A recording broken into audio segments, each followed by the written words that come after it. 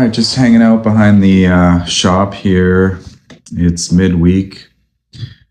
And, it's funny. I often do this where I'm talking about how we come to the table wanting to share about something.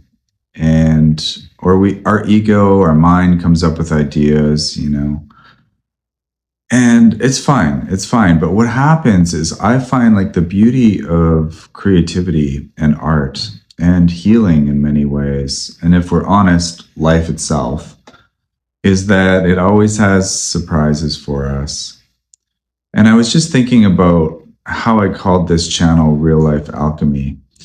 And I have a 15-year-old and he was like, Dad, you can't call it alchemy. Like, alchemies, alchemists were frauds. Alchemists were pretending that they could turn lead into gold. And I had to explain to him like the other side of alchemy and the history of how people had to talk about the process of inner transformation in a different way in days where it was basically heretical and dangerous to speak about any process of inner transformation, self-realization, or anything like that wasn't Christian at the time, because I guess there was a marriage between the Christian and the state, and they were not so much living the teachings of Jesus. They were really about power and control,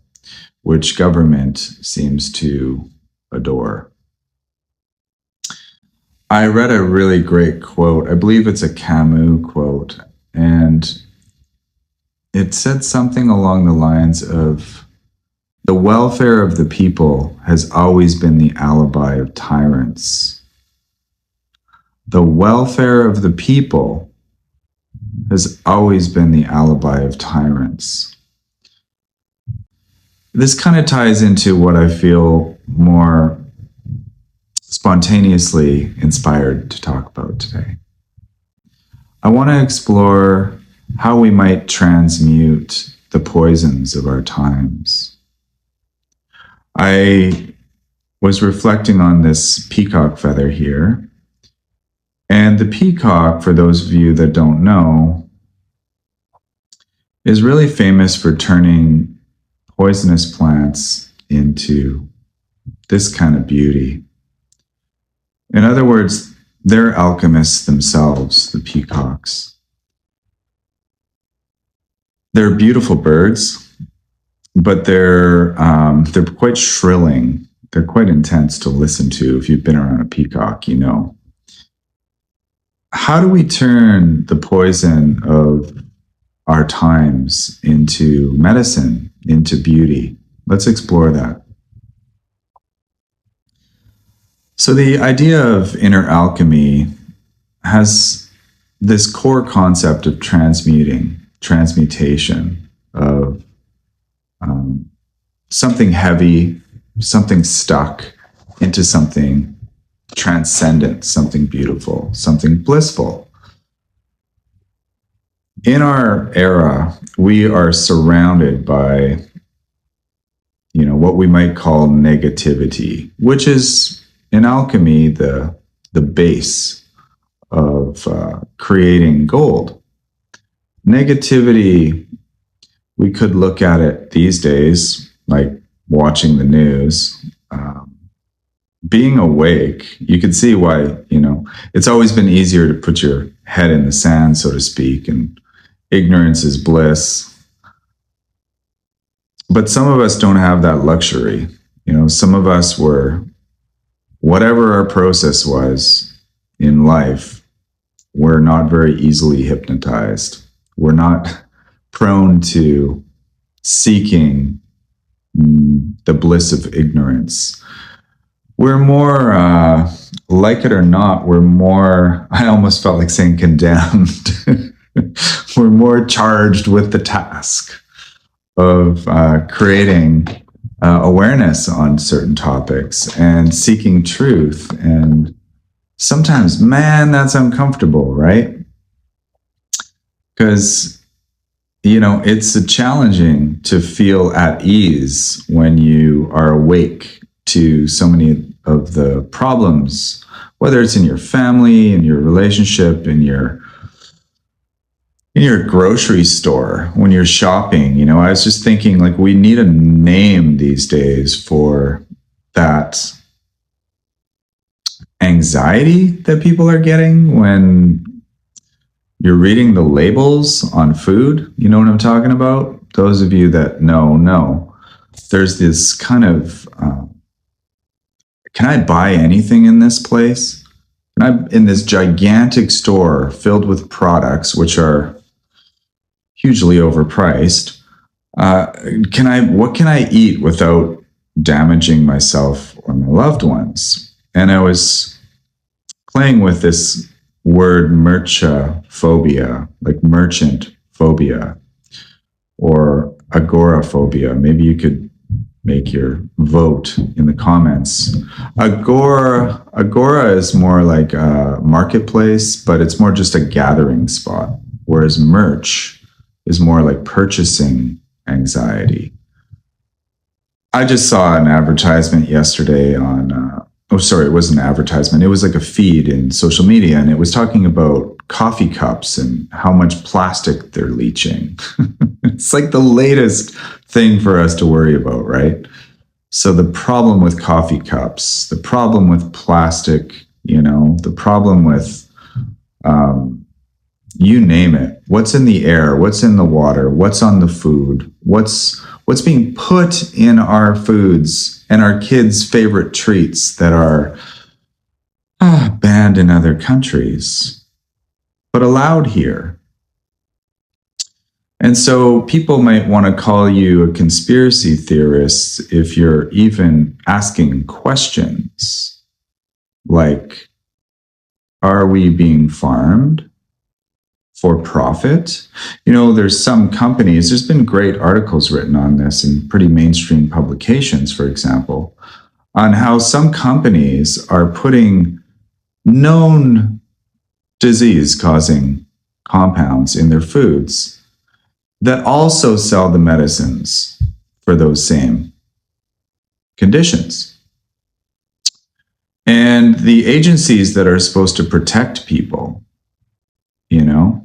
Health Canada, for example, the FDA, the CDC, the WHO, unfortunately, are hugely influenced by business, and their actual core mission statements are not really about health. It's a facade.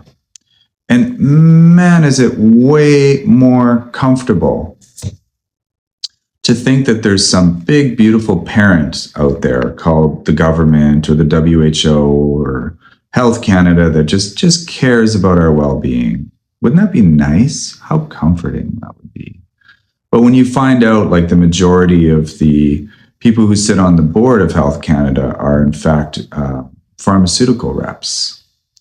And then you're watching the crackdown on natural health products. And I myself, working day in, day out as a natural health practitioner for the last 20 some years, I have seen so many products leave the market. So many products. And it's because they couldn't jump through all the government's safety hoops.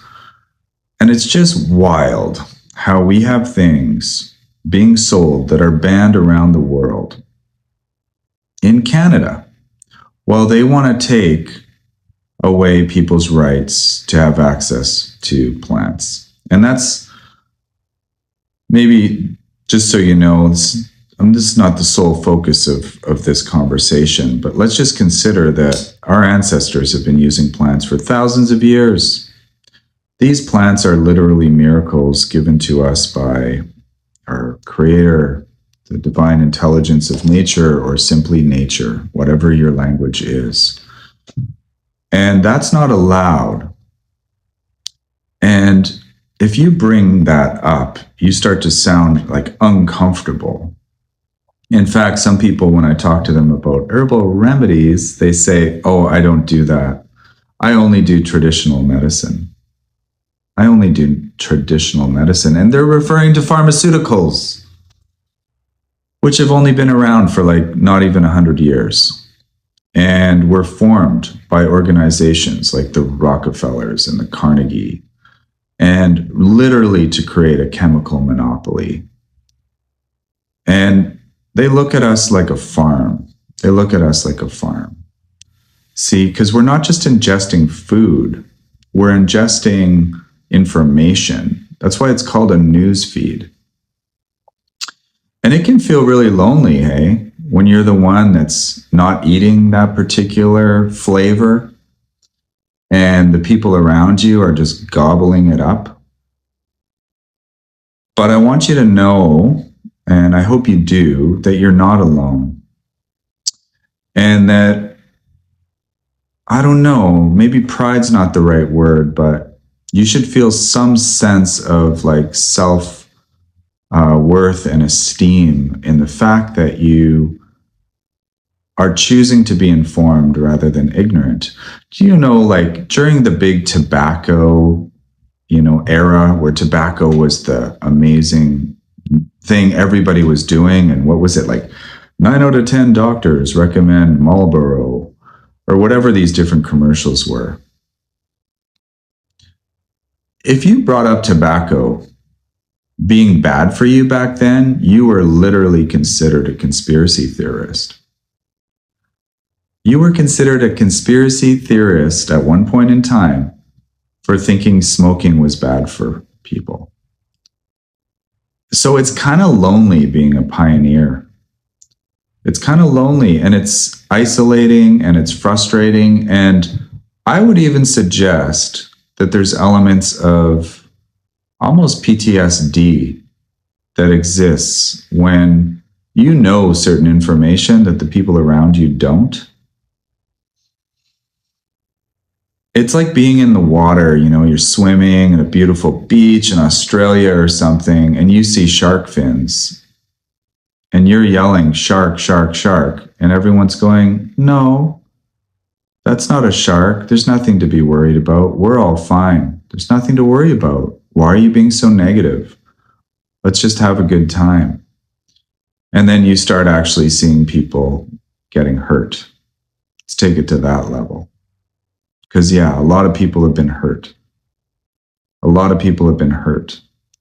And we're not allowed to talk about it. We're not allowed to speak openly. Certainly, you won't see much in the mainstream news on a lot of these topics in a way that gets to the deeper issues. So it takes courage. It takes courage to be present and talk about these things. It can be a downer getting to know what's going on. But I also feel like for some of us, that's our work. Our work is, we're here. We're like the canary in the coal mine,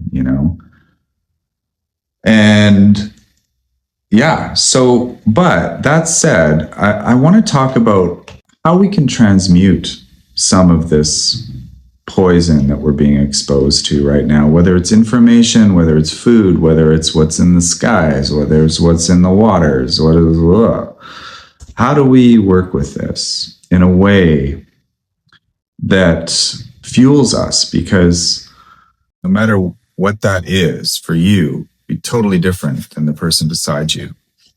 But that takes strength. It takes energy. It takes power. It takes a certain element. It's like a frequency of vitality.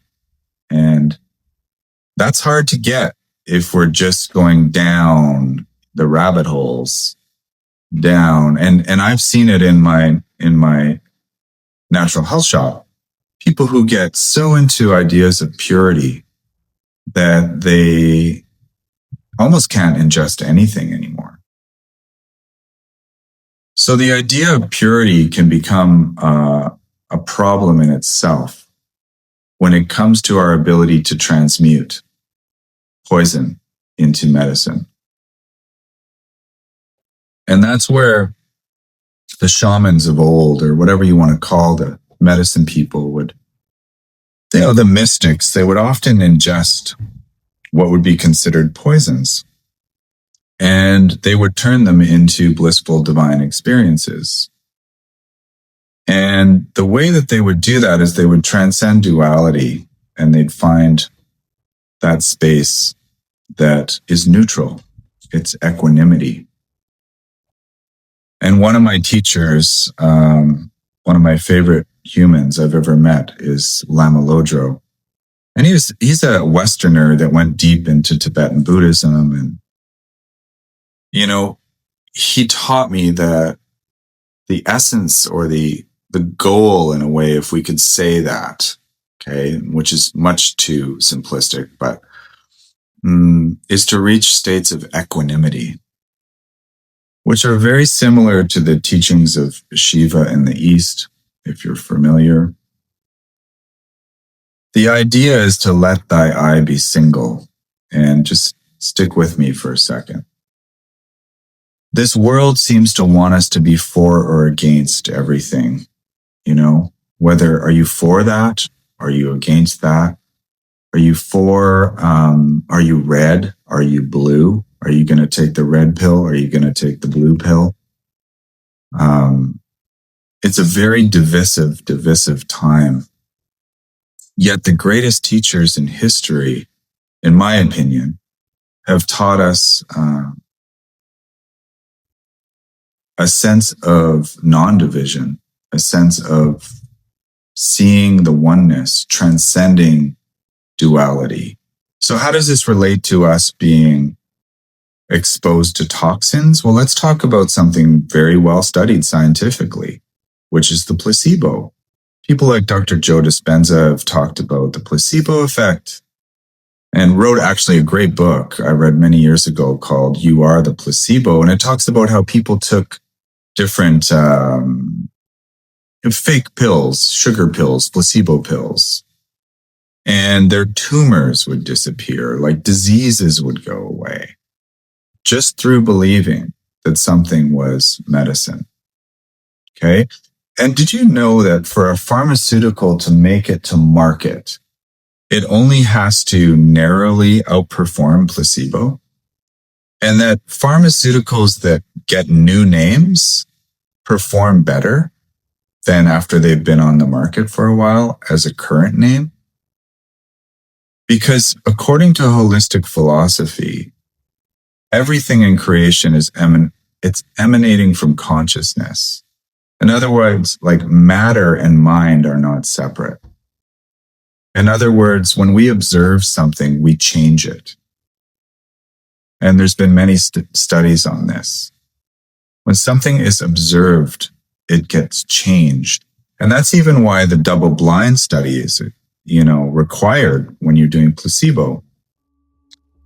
Not only can the person taking the medicine not know whether something's a placebo or the real medicine, but the person giving it can't know, which is fascinating. That suggests that the thought of the person taking it matters and the thought of the person giving it matters. Very, very interesting. So there's also something called a nocebo. And a nocebo is basically how, if you're told something's harmful, that you can show signs of illness. Or something called medical hexing, which you may or may not have heard about. Medical hexing is basically people who have died to the day the doctor said that they would die.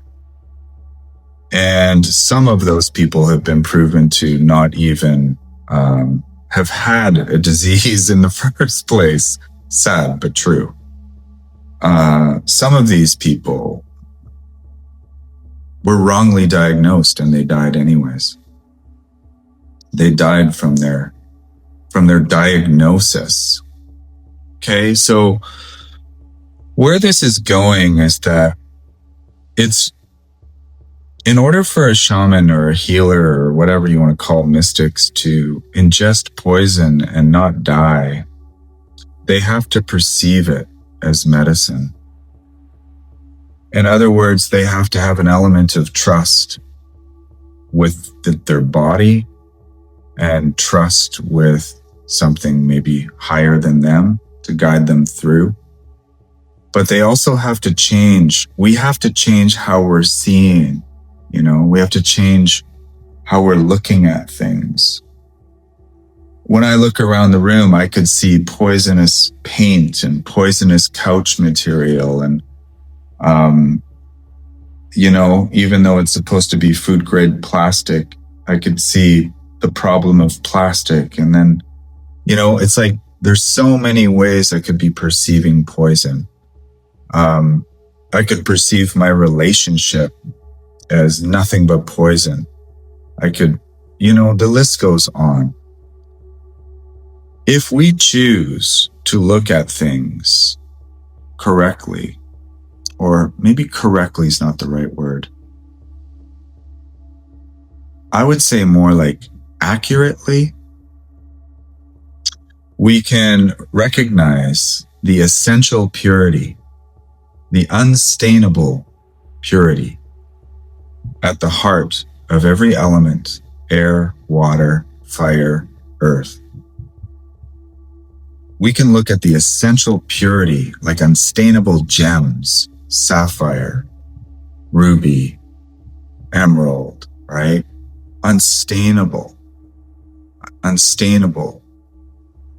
That when we pour ourselves a cup of tea, we perceive that water as pure.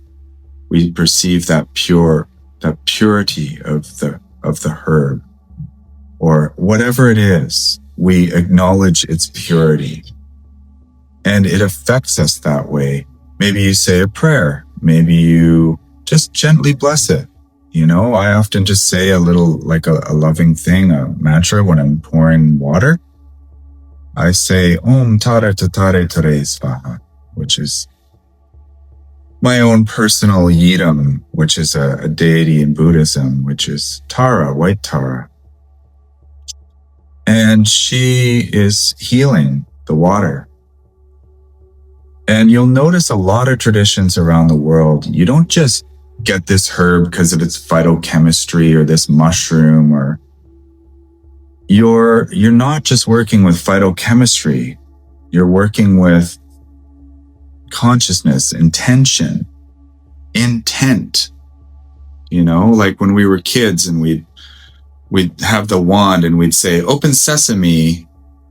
And that's how magic happens, right? But really that's us pointing our attention and saying, open sesame. Open sesame. And that's something that I'll never forget when I awoke to that. And I realized that we're being led in a lot of ways to be afraid of our food. We're being led to be afraid of so much right now. But you look at a lot of holy texts around the world in many different traditions, and one of the absolute main things, if not the main thing that is said more than anything, is fear not. Yeah. Fear not. Trust, faith, love, beauty. Beauty is in the eye of the beholder. We can look at an old weathered door and say, what an ugly old door. That needs to get replaced. Or we can look at it and go, wow, that door has aged so beautifully. We can look in the mirror and do the same thing. There's a kind of beauty found in the imperfections. When we look at it a certain way, there's a kind of beauty that only comes with age and struggle. Character, we like to call it character. So it's up to us to perceive the beauty in the room, in our partners, in our lives, even in our struggles, to see that, beauty isn't just the superficial idea of beauty. It's suggesting a kind of greater harmony, a greater,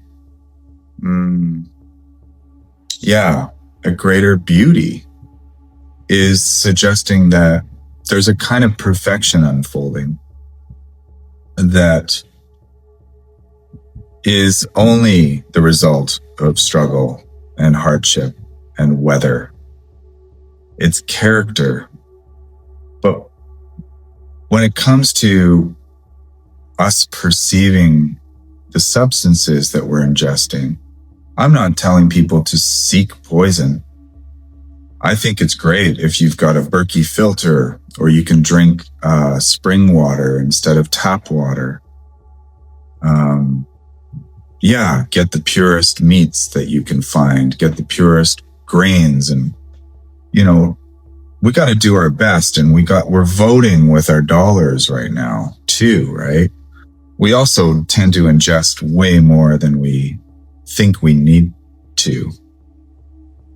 So we could get better quality and ingest less. We can take our detoxing herbs, chlorella and burdock and dandelion and all milk thistles that support the glutathione, detox us. We can take our wheatgrasses to support the superoxide dismutase. That's an enzyme the body uses to get rid of chemicals like malathion. So I do feel like we have to have good boundaries and have discernment, not just of food, but of information. And just like our body right now, if I ingest something, my body's deciding what to keep and what to let go of. And we have to do that in our lives. Some relationships are toxic. They need to be let go of. The medicine is in the letting go, not in the consumption, not in the continued self-harm.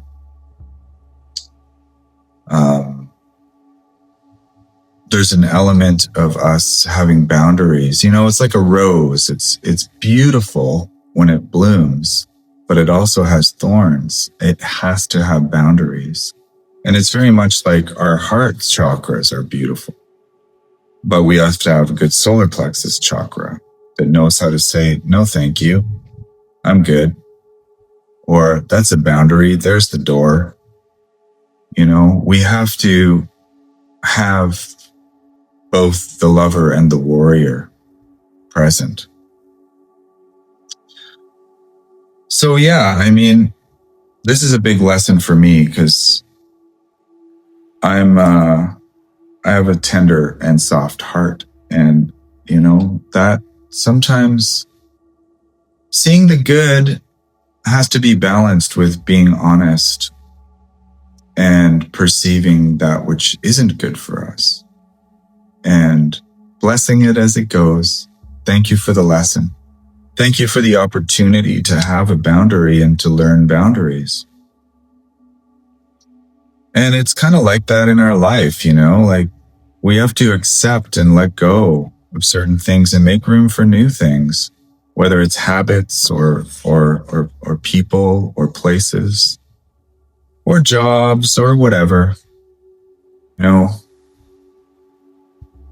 There's a certain amount of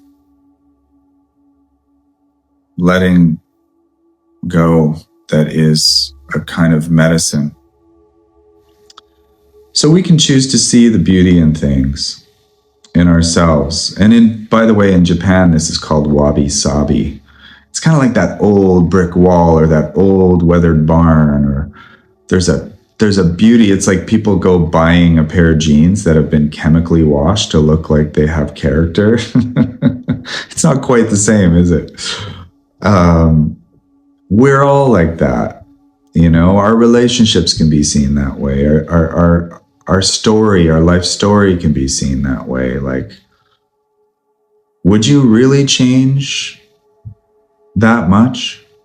If you really think about it, I've talked about this before, but there's a kind of growth and evolution that comes out of the storms and the hardship. There's a kind of medicine that comes from the poison. And we even have to take this to the point where we look at ourselves internally this way.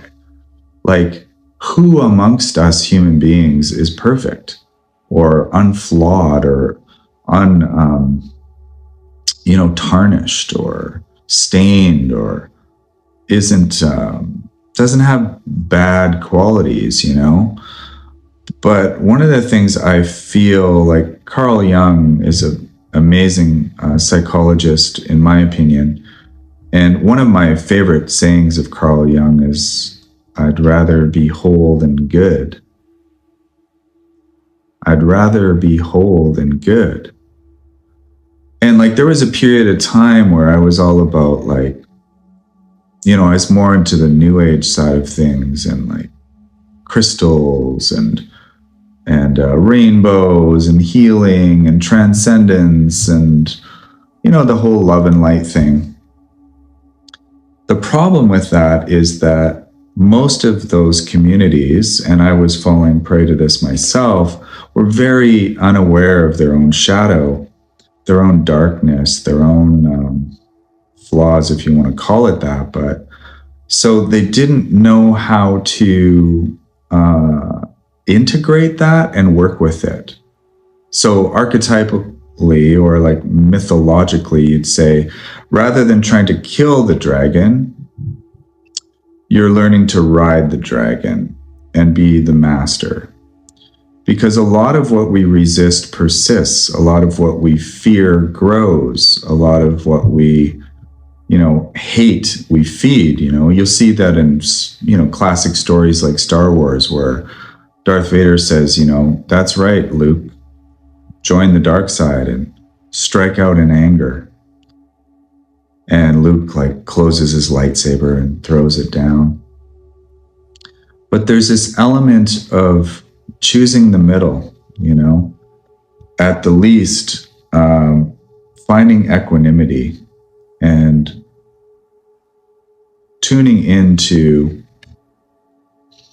the essential purity that exists in all things, and even being careful not to take extreme stances of hatred towards things in the name of love.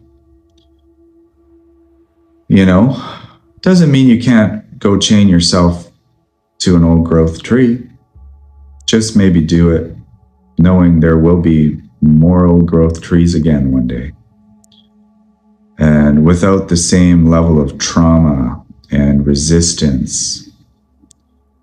Because a lot of our hate states, our fear states, they create negative illnesses inside people that can be transmuted through acceptance, the feeling, and love, and faith in our body, faith in the process, faith in the divine presence, whatever that language is for you, that's orchestrating this great unfolding of the mystery. I mean, this is the thing about mystics. The mystics were exploring the mystery. They didn't come to conclusions. It's not about conclusions. It's the ego that needs to pick a side and be like right or wrong, You're wrong, I'm right. Oh, really? No, I think you're wrong and I'm right. And this is how an eye for an eye makes the whole world blind. So there's all these different ways that we're shown through story, how to work with inner alchemy. There's different versions of this story of how Shiva, saved the universe because sort of, so to speak, in the center of the cosmos was this sort of pole, and this poison was coming out of it. And it was coming out of it because there was this churning of like angels against demons, kind of, so to speak. And Shiva said, well, I'll take care of that. I'll drink that. And became the blue-throated one, the one that drank the poison and turned it into bliss. Drank the poison and turned it into bliss. I think that, there's a lot of compost that could feed our blooming right now, if we have the right view, the right relationship with it. There's so much to say about the power of our perspective and changing perspective. And be careful not to judge your current perspectives. I have to be careful of that. Because if we push it away, it just kind of grows. We've seen that, people who get ideas of like purity and like sexual purity, let's say, for example, they often end up being the ones that are part of institutions that do the most perverse shit around. And, people like Hitler apparently were extremely Puritan. They had ideas of purity.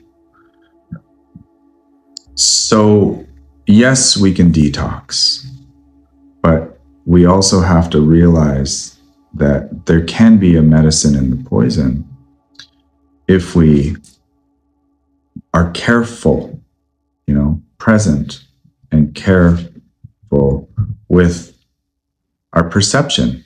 And so you'll see different cultures will bless things before they ingest them. They'll say mantras over their herbal, remedy balls that they're making. And yeah, mind and matter are not separate. We are the good medicine if we dream well and trust the process. These are feelings. I'll say it again, the feelings, the healing. There's an element of just trusting the process and trusting the essential unstainableness of our soul and the unstainableness of the water and the air. And I will suggest that we stay close to the element of fire. The element of fire is very essential to alchemy. It is the central to so many different ceremonies around the world. And the heart of the home is the hearth, It keeps our vibration clear. So if you're interested in that topic, know fire has an element of, yes, courage and faith and passion. Staying connected, I've talked about staying turned on, staying passionate. But you can also watch another video I did on, I forget what I called it. It's something about gardening the body, digestion, and the hearth of our body is our digestive fire. We're digesting a lot right now, my friends. We're digesting a lot. And so sometimes we need to fast, eat a little less, watch a little less news, do a little less research and doom scrolling. Not everyone's doing that,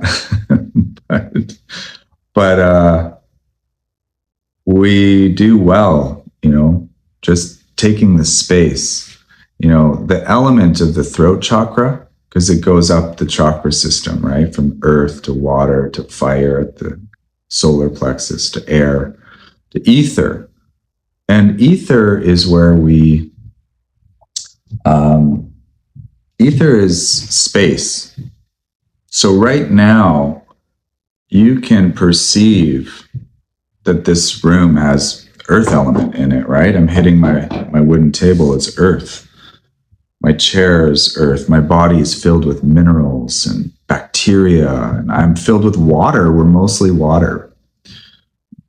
I can feel the metabolic, catabolic sort of anabolic, creative spark of fire. Inspiration I can feel. The will to live I can feel. Okay? Air I can breathe in. I feel that I'm made of air. So the elements are us and we are the elements. But can we feel space, the great purifier, at the center of all, the space that all the other elements are dancing in, the space that all the other elements are dancing in? I don't know if I have this. Shiva dancing. But maybe you've seen that symbol of Shiva dancing in space. Creation. I'm not trying to get everyone to become Hindu or something. I look at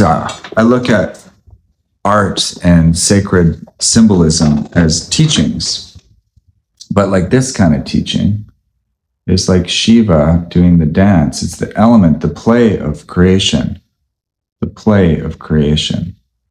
dancing in space, lots of space. Tesla knew this. The real Tesla knew how to pull energy out of ether, out of space. It's really important that we give ourselves space right now to tune into the space, the spaciousness. Not only is it packed with energy, and how he lit, I don't know, the New York Fair or something by pulling energy out of space, which is crazy. But yeah, like space is an incredible purifier as well. When we give something space, it can naturally liberate.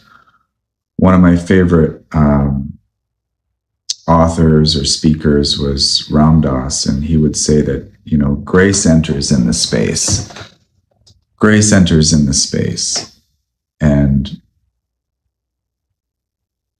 it's also the space, like, to give ourselves space and room to be whole. Yeah, we procrastinate. Yeah, we're lazy. Maybe we're greedy sometimes. Maybe we're jealous sometimes. Maybe we're resentful sometimes. But let's notice it with equanimity and give it space. And give it some love and compassion. And this is how we work the art of inner transmutation, alchemy.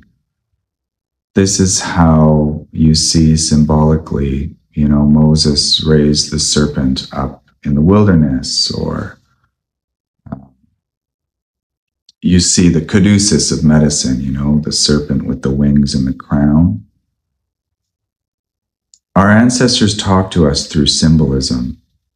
A lot of information's been banned, but there's a part of us that can understand things that are being taught to us through myth, story, symbols. And they can often make it through the sort of media censorship through space and time from the powers that be, that don't necessarily want people to be fully awake and, you know, transmuting and liberating. But even them, we look at them spaciously, compassionately, and yeah, because man, nobody gets away without, you know, for every tit, there's a tat in the universe.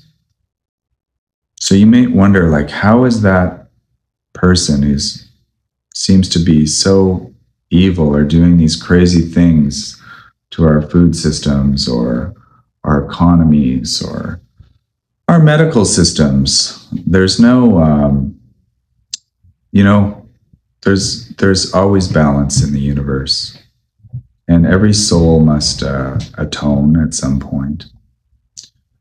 And, you know, I think for all of us, we can just do our best to be living as close to hitting the mark as possible in terms of our authenticity, which we've talked about a lot already in other videos, but also, finding that heart center, all the teachings of the heart. So I could ramble on as you get the feeling. I love talking about this stuff because I hate seeing people suffering, if I could say that. I don't like to see all the fear. And, you know, the opposite of the space is the space invaders. And the space invaders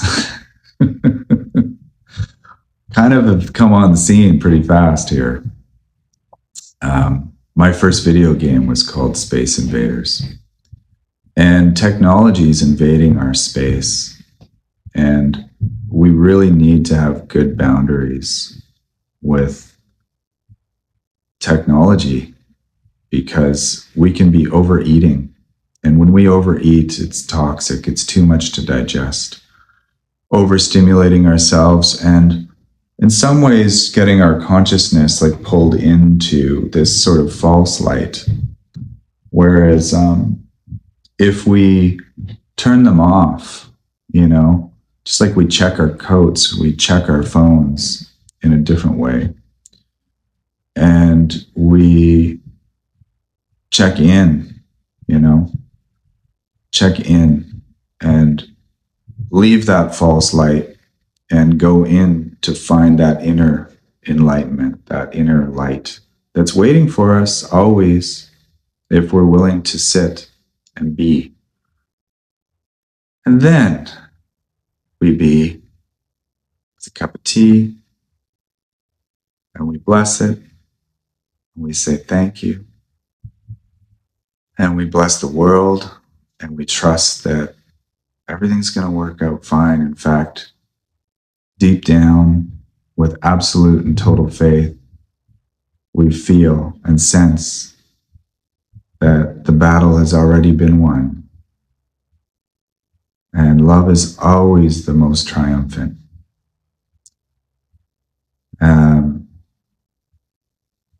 So I hope you enjoyed that. If anyone wants to, I'm doing meditations, free meditations. You can find my email somewhere in the info below. Once a month, it's just a free online meditation. So, also, what else can I say? Yeah, if any of you are interested in learning about plants, please check out the info below. Contact the school. I feel like we're all keeping the living tradition alive because you aren't going to see any advertisements for dandelion root, you know, in commercials of the Super Bowl. It's up to us on a grassroots level to keep this knowledge alive. Thanks for taking the time. If you've made it all this way, listening to me exploring, it's all I feel like we're doing is exploring together. If you have comments, anything you want to share, I really believe in, you know, speaking of, you know, astrology, my chart is packed with Aquarius. So I really love collective. I love the collective. I love the idea of what we can do together. And that's all for now. I'm going to ring this beautiful Dorje bell, which is also guiding us to the center and the essential purity.